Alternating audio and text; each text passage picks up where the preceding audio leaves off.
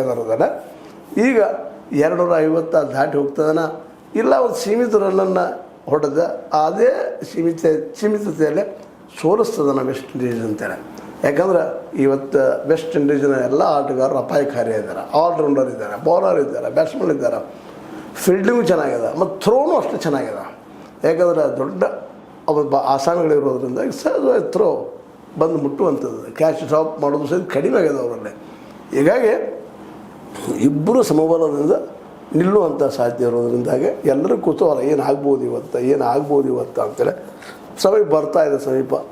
ಆ ಸಮಯದಲ್ಲೇ ಏನು ಬೇಕಾದಂದ್ರೆ ಗೆಲುವು ಸೋಲ ಮಧ್ಯಾಹ್ನ ಆಗ್ತದೆ ಅನ್ನುವಂಥ ಮಾತನ್ನು ಅನ್ಬೋದು.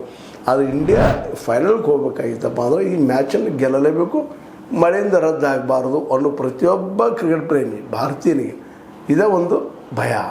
ಜೊತೆಗೆ ಗೆಲ್ಲಬೇಕು. ಆದರೆ ಗೆಲ್ಲೋದಕ್ಕೆ ಒಂದೇ ರನ್ ಆಗಿರ್ಬೋದು, ಒಂದೇ ವಿಕೆಟ್ ಆಗಿರ್ಬೋದು, ಗೆದ್ದರೆ ಮುಗಿದೋಗ್ಬಿಡ್ತು. ಇಬ್ಬರದು ಅದೇ ಪರಿಸ್ಥಿತಿ ಬದಲೇ. ವೆಸ್ಟ್ ಇಂಡೀಸ್ ಗೆದ್ದರು ಎಂಟ್ರಿ ಆಗ್ತದೆ ಸೆಮಿಫೈನಲ್ದಲ್ಲೇ, ಭಾರತ ಗೆದ್ದರು ಸೆಮಿಫೈನಲ್ ಎಂಟ್ರಿ ಆಗ್ತದೆ.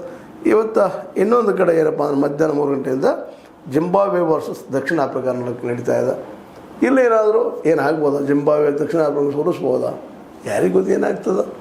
ಆದರೆ ಅದರ ಪರಿಣಾಮ ಎಷ್ಟು ಮಟ್ಟಿಗೆ ಆಗ್ತದನ್ನೋ ಗೊತ್ತಿಲ್ಲ. ಬಟ್ ಭಾರತಕ್ಕೆ ಅದರಿಂದ ಪರಿಣಾಮ ಹೋಗಿದ್ಲು.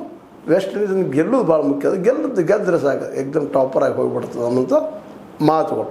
ಏನೋ ಇರಲಿ, ಪಾಕಿಸ್ತಾನ ಮಾತ್ರ ಏನೋ ಪಾಪ ಹೋರಾಟ ಮಾಡಿ ಗೆದ್ದರು. ಇದೇನು ಸೆಮಿಫೈನಲ್ಗೆ ಹೋಗ್ತಾರ ಅನ್ನೋ ಸಂದರ್ಭದಲ್ಲೇ ರನ್ ರೇಟದಲ್ಲೇ ಡೌನ್ ಆಗಿ ಹೊರ ನಡೆದ್ರು. ಇನ್ನು ಭಾರತೀಯರು ಇವತ್ತು ಪಾಳೆಯೋದು ನೆಕ್ಸ್ಟ್ ಏನಾಗ್ಬೋದು ಅನ್ನೋದನ್ನು. ಯಾಕಂದ್ರೆ ಶ್ರಮ ವಹಿಸಿ ಹೋರಾಟ ಮಾಡಿ ಪಾಕಿಸ್ತಾನ ಗೆದ್ದು